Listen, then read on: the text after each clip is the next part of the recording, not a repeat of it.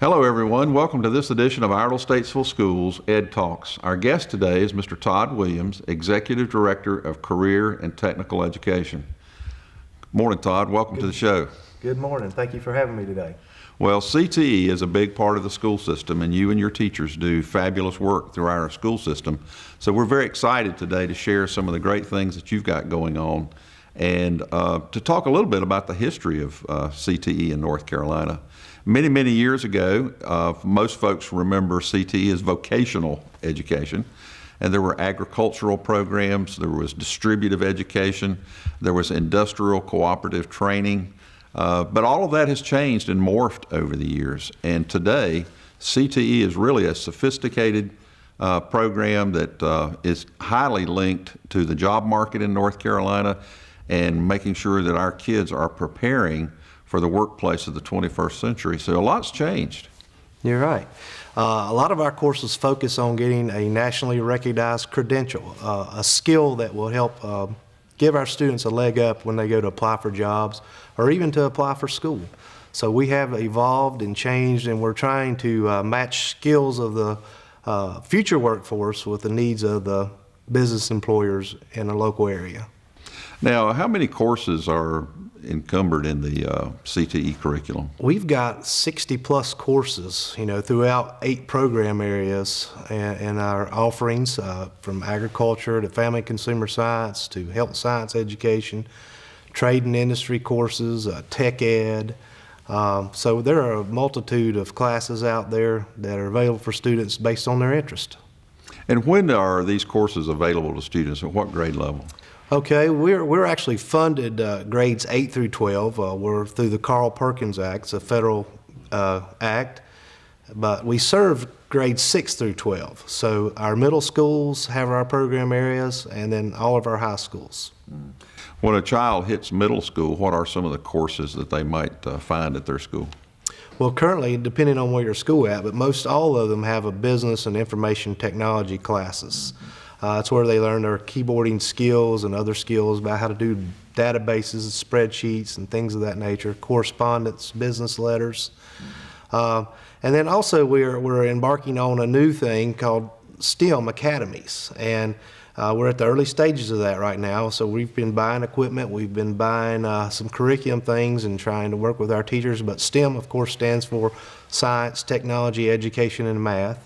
And the whole idea behind this program is to get students interested in careers that are associated with STEM. And so we're doing some exploration in these. So a student will look down, will go to start in a curriculum and study, and hopefully it's related to science and math.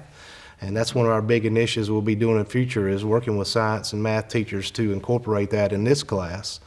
But they'll go in and look at those objectives and show how that relates to real-world working events.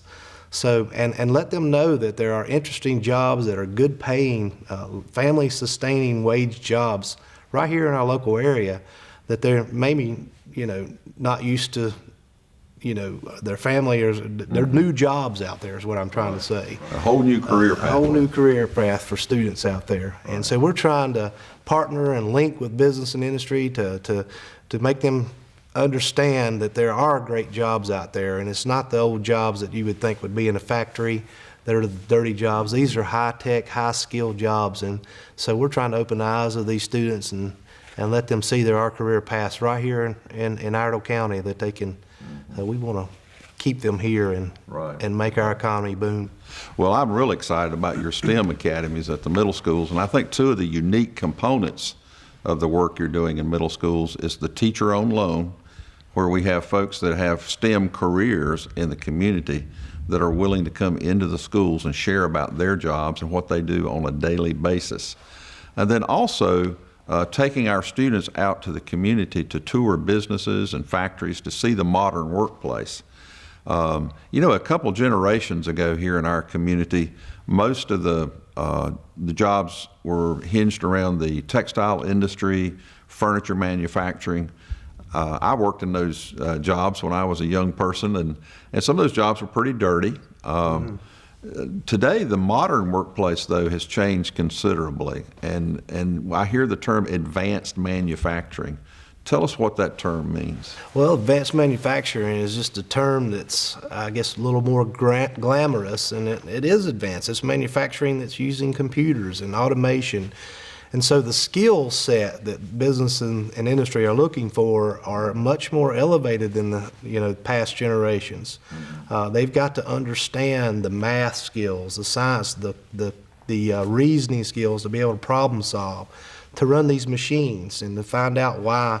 We're getting down to fractions of little bitty size of your hair measurements that they've got to be so precise on.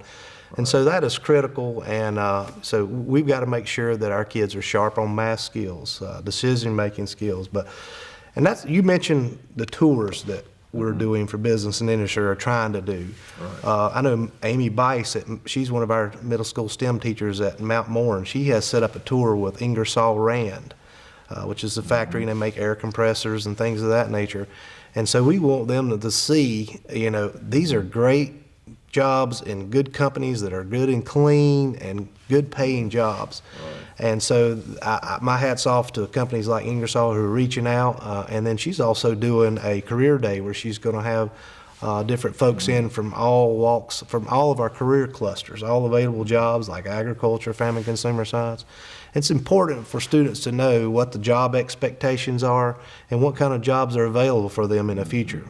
So they'll know what to concentrate in and in school, and why their math classes are relevant, their science classes are relevant, and their reading skills are so crucial when they get out into the work world. Right. There's a lot of folks too that sometimes they'll look at a career like agriculture, for example, which is a big industry here in Iredell County, and they limit their view to agriculture, and they think, well, you got to be a farmer if you want to work in agriculture. That's just not the case. There's lots and lots of careers that support the farmer. That's correct. And it's sales, it's research, it's lots and lots of different pathways that a young person could take if they want a career in agriculture. Talk to us a little bit about how broad that field is. It is huge, and that's the number one cash income for North Carolina, agribusiness. I'm a former dairy farmer myself, and people stereotype and think, well, you're a dirty person, you work with animals and you're smelly. That's typically not now. They're more corporate-like farms or business, and most of our farmers have college degrees. And then you go on and look at the distribution part of it, the transportation part, the sales, the business, the banking part of it. So it is a tremendous field and lots of opportunities here in North Carolina. We're number one in the state in nursery crops, in the nation, our production. There's all kinds of opportunities out there for students. I myself, do a little turf grass business on the side. My family does, and there's just so much business out there in agriculture. Health science is another one. It's really growing. We need home health care for the elderly. So we're always looking for students to become, or hospitals, and people are looking for CNAs, which is one of our programs and certifications that we offer through CTE. So. Right. And of course, transportation. We have an outstanding auto tech facility here, and our instructors do a fabulous job here. And as you know, we're 2015 School of the Year here through tomorrow's Technician magazine named us that, and they just received a $10,000 grant from Ingersoll Rand actually to purchase some equipment for us. So, my point is, there are lots of opportunities in all kinds of fields that career and technical education can foster that.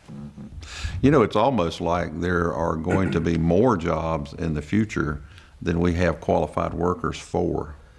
And so kids today that are coming through high school preparing for college or for the world of work, they should be very excited about the opportunities that lay before them, because there are multiple pathways to a great high-paying career right here in Iredell County. You're right. It's funny you mentioned that about matching skills with the needs of the workforce. One of the initiatives that we're working on is the ACT Work Ready Communities, and I know you're familiar with that. That's exactly what we're trying to do with that. We're trying to match the skills of the future workforce with the future job needs. And so I've been, not only myself, but it's collaboration with the Chamber of Commerce, with the Statesville Economic Development guys, and Mooresville also been very helpful, and Mitchell Community College.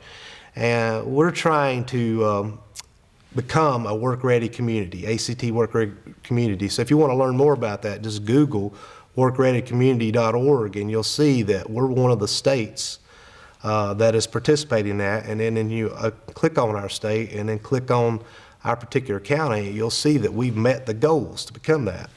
It's a national organization, but what it is a measure of a qualified workforce. And this particular test or credential that they can earn measures locating information, so reading skills, and then reading for information, and then applied math skills. And those are the skills that the workplace is in need of. So a lot of times we can't give them the training they need to run a machine, but we can give them the skills, cognitive skills. We can give them a measure of that and enhance those for students. And what this would be, it would be a certificate endorsed by the governor, by the way, to show them whether they're qualified, what skill level they're at. And so the employer's advantage would be they would know, they would have a measure of their aptitude to learn a particular job. So, and also that's one of our accountability measures is, the work keys is actually the test, and the certificate they can earn is the National Career Readiness Certification. So this is the type of partnership we're trying to do with other workforce agencies, with community college, to try to let the business and industry know that we do have students who have the aptitude to learn the skills that you need. So, there's always, we hear that, the available workforce doesn't have the skills you need, and that would be true in some of the stuff that's so technical we can't teach. But we do have students who are quick learners, and that's what this is a measure of. And so that's one of our initiatives, big initiatives with the community, is becoming a work-ready community. Give us that address again so that we can look that up. Okay, it's the actual address is workreadycommunities.org. Okay. But if you just Google ACT Work Ready Communities, they can go in there and they see and click on. They can see the states that are participating, which is most of them, and then they can click on North Carolina and see how many counties. Actually, there's already 7 counties that are certified. There's lots of advantages for the business. Like I said, it's a measure of a qualified workforce, number one. Right. And then for our region, if a company is wanting to relocate here, let's say for instance, one of the first things they look at, of course, is infrastructure, your school systems, and what's the quality of the available workforce. And so that's what the big push is. If they see on that website that we have so many % of our available workforce holding that certificate, that's a good draw for the whole community. Yeah, and plus, I think we're at such advantage of having 40 and 77. We've got water supplies. People will relocate here. We're close to Charlotte, we're close to the airport. Yes. It's a good place for we are in a good startup place. company. Absolutely. Good quality of life, too. And we got some excellent students out there. And I might add that we've got some excellent teachers out there providing some good instruction for students out there. So my hat's off to the CTE teachers and all teachers for the great work they do with students. Absolutely. Well, I know you're bringing some new courses down to the Career Academy. Talk to us just a moment about what's on the horizon there. Right. We're trying to partner with our community college for some career and college promise courses offerings down here. We think that'll give our students some advantages toward working toward either a certificate or a degree at Mitchell. So what we're starting off with, we're going to be doing some ENT classes here. So that'll start next fall of 2016. Students can come in one 2-hour period class, week long. After one semester, they will be a certified EMT. Wow, that's so amazing. that's something that's going to be here. We're working for culinary arts. We already presently have culinary arts here, but we're going to move it to the community college because that'll give our students a leg up. They'll get college credit and high school credit. And they can do that on the campus at Cass. That's right. They can do that right here. But they'll get the dual certification. That's correct. So that's the advantage. Excellent. Plus, they'll get an extra quality point on their grade point average. Wow, that'll be important. That's a plus. So that's a real big advantage we think that parents and students will like. And then incidentally, with the culinary arts, Mitchell has worked out a 2+2 program with Johnson & Wales. So effectively, a student could get about 2 semesters worth of college credit and save that tuition. Right here on the campus of the Career Academy. right here. That is wonderful. And, Very exciting. one of the officials from what Johnson Wales estimated that to be somewhere just under $30,000 in cost savings. Wow. So that's a big deal. The other thing we were working on was possibly getting cosmetology. Now, we're having some facility issues with that. We're working with Mitchell Community College on that. So we're still in the planning stages of that. And then one big one I'm really excited about is welding. You know, we've got welding that we teach in our agriculture classes at the base high schools. And if a kid wants to continue on and take more advanced classes, they can come here to CATS and take some advanced classes that work towards a certificate or a degree as well here. So we're starting that next fall too. And so welding too will be one of those courses where they can get dual credit, high school that's and correct. community college credit. That's correct. So these students will be able to walk out of high school with credentials in hand, highly qualified for a great paying job right here in this community. That's the idea. We want to prepare students for the workplace or for post-secondary education. That's our goal. So you can, if you get a certification in welding, AWS, American Welding Society, you would be employable right then, or you could go on and continue education and get your degree in it. So we're excited about opportunities for students here, and we hope they'll take advantage of that starting next year. One last question. As I talk to folks out in the business community, I hear folks talk about soft skills, kids being on time, their appearance, their attitudes and whatnot. What do we do in the public schools to help ensure that kids do have strong soft skills so that they make good employees in the community? Well, that's a really good question, and we hear that all the time from business and industry. And I want to take my hat off to Mr. Larry Rogers here at CATS, and I would invite the public to come down and see what they do. They have mirrors all everywhere, and the sign above it says, "Do I dress professionally? Do I look professional?" Their auto tech school here, they all wear uniforms to work. So this is they're modeling what needs to happen in the business industry right here. And I see that echoed in some of our schools too. Some of our teachers are doing mock interviews. They're getting folks to come in as guest speakers to talk about the soft skills needed, customer service things. So that is starting to resonate with our teachers and hitting home, because I feel like that's, you know, a lot of that should start at home, but a lot of students don't have that modeled at home, and we know that.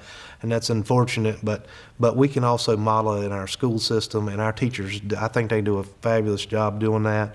I was at North Iredell High School last week, and they were doing a beverage. It was coffee and hot chocolate for teachers. So they were having, I mean, just simple things like that. They were taking orders from teachers. They did that prior and the day of. They made it, and they went in and greeted them, gave them a handshake, and thank you for what you do type thing. I mean, that's so important, just the eye contact, the you know, the personal connections. And we're, unfortunately, you know, my kids are guilty too. You know, they come home and want to look at a screen. And so that's where they lose a lot of this personal contact. And we have to be conscious, my wife and I, this is downtime for screen, and we need some interaction. And so modeled at home, but also modeled at school. And my hat's off again to our teachers who are doing a great job of that. And I hope the business and industry, that's why it's so important for us to collaborate with them to get our students, while they're still in school, involved in their business, whether it be through job shadowing, internships. Those type things are so critical to know, you know, exactly what they're looking for in their businesses. And I want to give one more plug for Joni Winterkamp. She's our work-based learning coordinator. She has done an outstanding job of working with business and industries and bridging the gap between that and getting kids in the workplace. And it's really benefited a lot of our students. Well, I'll tell you what, let's have you come back in the near future with Joni and talk to us about the internships and the apprenticeship programs, because that's an entirely different program that could take another segment just to cover that. But there are some great opportunities for kids to participate in some really rich internships and to do some journeyman type work with businesses here in the community. So we'll cover that another segment. But I've met several students that are doing some amazing things and starting their career while they're still in high school, building a relationship with a business that hires them full time when they graduate. We've got lots of success stories like that, and you know, It might be good if Joni could bring in a couple of students to tell them how that intern, that would be a great idea. That'd make a great show. Well, Todd, thank you very much. This has been very enlightening today, and congratulations to you and all of the teachers in your department. We're very proud of the work that you're doing and creating some great opportunities for the children in this community. Thank you. Well, thank you very much, Mr. Johnson. Merry Christmas. Merry Christmas. Well, thanks for watching, folks. And again, if you want more information about this, you can go to our website and look under Career and Technical Education. Thanks for watching.